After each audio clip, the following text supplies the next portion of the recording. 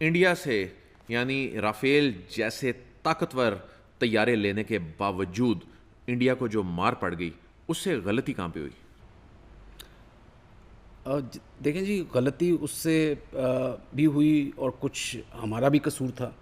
تو دونوں طرف سے تھا وہ. میں ایک آپ کو پتہ ہی ہے اس کا جملہ کیا ہوتا ہے کہ کچھ شہر دے لوگ بھی ظالم سن، کچھ سانو مرن دا شوق بھی سی. تو اس میں بیسیکلی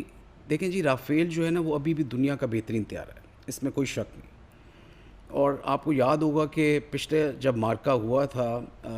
جب ہم نے سوئفٹ ریٹارٹ کیا تھا 2019 میں، تو ادھر ان کے چیف نے بھی اور مودی نے بھی یہ بڑا کلیئرلی کہا تھا کہ اگر ہمارے پاس رافیل ہوتے تو اس جنگ کا جو نتیجہ ہے وہ بہت ڈفرینٹ ہوتا.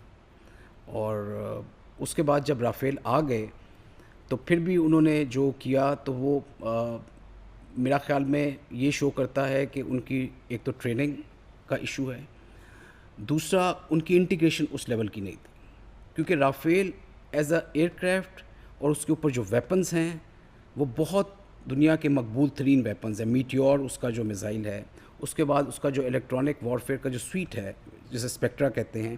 وہ ابھی بھی دنیا کا بہترین اور کٹنگ ایج ٹیکنالوجی ہے.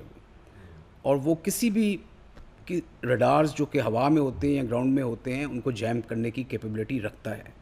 سو یہ ایک بہت بڑی ایڈوانٹیج ہے، اور نہ صرف جیم کر سکتا ہے بلکہ اپنی جیمنگ کو وہ روک سکتا ہے. ECCM فیچرز ہیں اس میں بہت اچھے.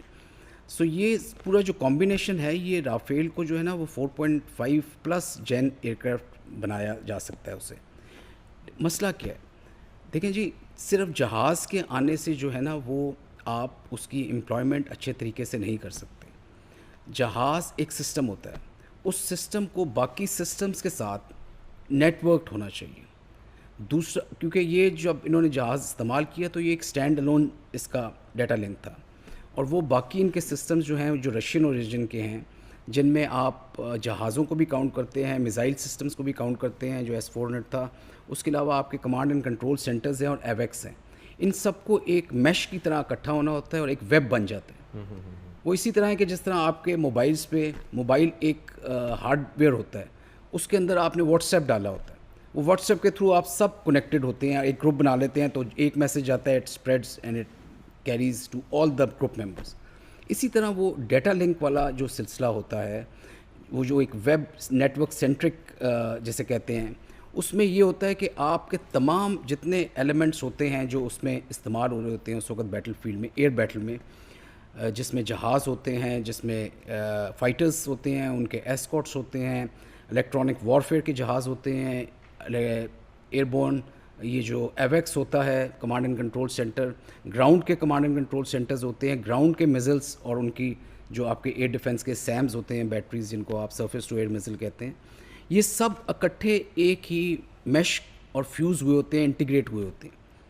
اس کا فائدہ یہ ہوتا ہے کہ آپ کو ایگزیکٹلی ویزیبلٹی ہوتی ہے جسے آپ کہتے ہیں ایک کامن آپریٹنگ پکچر، اور وہ کامن آپریٹنگ پکچر آپ کو بتا رہی ہوتی ہے پورا سینیریو جو کہ اس وقت اس تھیٹر میں کھیلا جا رہا ہوتا ہے. اس سے آپ کو ایگزیکٹلی پتہ ہوتا ہے کہ آپ کا فرینڈ اور فو کس طرف ہے. سر، ہم یہ کہہ سکتے ہیں کہ بھارت نے رافیل جیسی مہنگی ٹیکنالوجی لے لی لیکن اس کو انٹیگریٹ نہیں کر سکا اپنے سسٹم میں، اور اسے استعمال کرنے کا طریقہ نہیں سیکھ سکا. بالکل، یہ بہت امپورٹنٹ چیز ہے ماڈرن وارفیئر میں. اب جو بھی جہاز، چاہے وہ UAV ہو، چاہے جہاز ہو یا کوئی اور ہو، جب وہ ہوا میں جاتا ہے لڑنے کے لیے تو اس کی ایک لیول آف انٹیگریشن ہونی چاہیے، نیٹ ورک سینٹرسٹی، وہ ایک اس ویب میں اس کی ایک پکچر جو ہے وہ میوچول جو ہے شیئرنگ ہونی چاہیے اس کی. وہ اگر نہیں ہوگی تو نہ صرف یہ کہ وہ جہاز کو ڈس ایڈوانٹیج ہوگا بلکہ وہ لائبلٹی بھی بن جائے گا. وہ لائبلٹی اپنے لیے بھی اور دوسرے جو اس کے اپنے جو ممبرز ہیں جو فائٹ میں آئے ہوئے ہیں ان کے لیے بھی بن جائے گا، بیکاز اس کی پکچر نہیں ہوگی کلیئر. تو وہ پکچر کلیئر ہونا بہت ضروری ہے. اور میں بڑے وثوق سے کہہ سکتا ہوں کہ جو رافیل تھا اس کا جو سسٹم تھا وہ اسٹینڈ الون سسٹم تھا. جہاز بہت کیپیبل تھا لیکن اس کی جو امپلائمنٹ ہوئی وہ ٹھیک نہیں تھی، اور اس کی ایک وجہ تو یہی میں نے آپ کو بتا دی.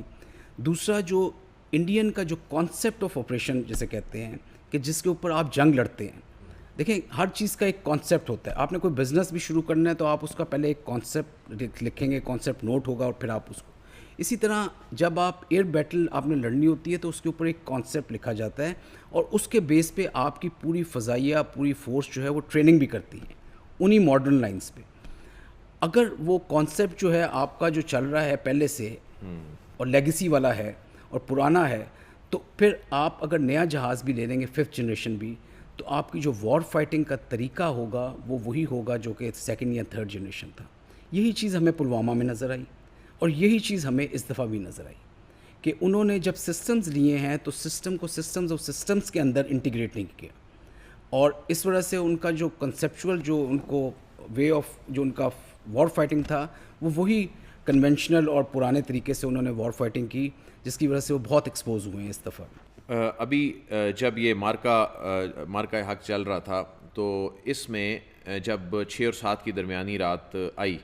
تو اس رات کیا ان کا کمیونیکیشن سسٹم جیم ہو گیا تھا, ان کے رافیل کا جو رابطہ ہے وہ منقطع ہو چکا تھا اپنے سسٹم سے, یا ان کے رافیل جو ہیں ان کا کمیونیکیشن سسٹم جیم ہو گیا تھا؟ اصل ہوا کیا اس رات؟ دیکھیں جیمنگ جو ہے نا دونوں طرف سے ہو رہی ہوتی ہے. جب وہ اپنا پیکج لے کر آئے جس میں 80 جہاز تھے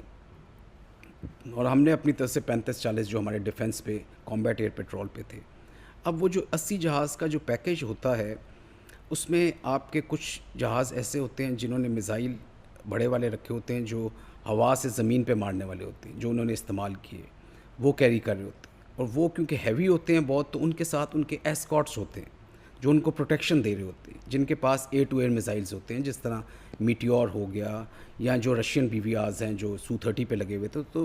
رافیل اور Su-30 کو آپ کہہ سکتے ہیں کہ یہ اس وقت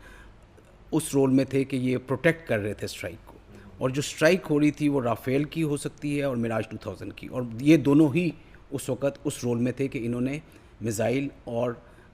گلائڈ بامبس گرانے تھے ہماری باؤنڈری کی طرف. رافیل طیارے جو ہیں وہ اسکارٹ کر رہے تھے, اپنے ہی طیاروں کو پروٹیکٹ کر رہے تھے, لیکن وہی ہٹ ہو گئے, پاکستان کی فضائیہ نے انہیں ہی ہٹ کر دیا اس وقت. جی دیکھیں رافیل جو ہے نا وہ ملٹی رول جہاز ہے, جس طرح F-16 ملٹی رول ہے,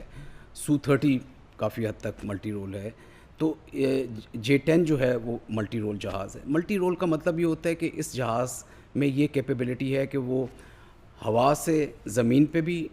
ویپن جو ہے مار سکتا ہے, اور سائملٹینیسلی وہ والے میزائل کیری کرتا ہے جو ہوا سے ہوا میں ہوں. تو اگر اس نے اپنا ایک رول مکمل کر لیا ہے زمین پہ اٹیک کرنے کا, تو وہ پھر اپنا ہوا سے ہوا کے رول میں چلا جاتا ہے اور انٹرسیپشن کرتا ہے اور جہازوں کو کامبیٹ کرتا ہے, ایئر کامبیٹ. سو یہ دونوں رولز جب ایک جہاز کی کیپیبلٹی ہو, کچھ ہوتے ہیں جو ایکسکلوسیولی بامبنگ رول میں ہوتے ہیں, ان کو صرف بامبرز کہتے ہیں, اور اسی طرح کچھ ہوتے ہیں جو کہ صرف فائٹنگ رول میں ہوتے ہیں, جس طرح ہمارے پرانے میگ جہاز تھے یا F-7 جو کہ زیادہ تر صرف انٹرسیپشن یا ہوا والے ایئر ٹو ایئر رول میں ہوتے ہیں. سو یہ mix of all these aircraft ہوتا ہے جب آپ ایک پیکج بناتے ہیں اور اس نے جا کے لڑنا ہوتا ہے, اور اس کی پروٹیکشن کے لیے فردر یا اس کی آپ کے فورس ملٹی پلائرز کے طور پہ یا اس کو اسسٹ کرنے کے لیے, اس کو ان کی مدد کرنے کے لیے,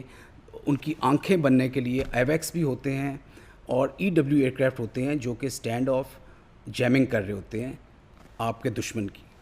تو یہ دونوں طرف سے ہو رہی ہوتی ہے. جب آپ کے جہاز کامبیٹ ایئر پیٹرول بھی کر رہے تھے جو کہ ڈیفینسو رول میں تھے, تو اس وقت بھی آپ کے الیکٹرانک وارفیئر والا جہاز ہوا میں تھا, ایویکس بھی ہوا میں ہوتا ہے. سو دونوں طرف یہ والی پروٹیکشن یا یہ والی جو فورس ملٹی پلائرز ہیں یہ اویلیبل ہوتے ہیں. اس دن جو ہوا اس میں یہی تھا کہ اتنے سارے جہاز جو ہیں اسپیس میں آئے, اور یہ کوئی غیر معمولی چیز نہیں ہے, مگر یہ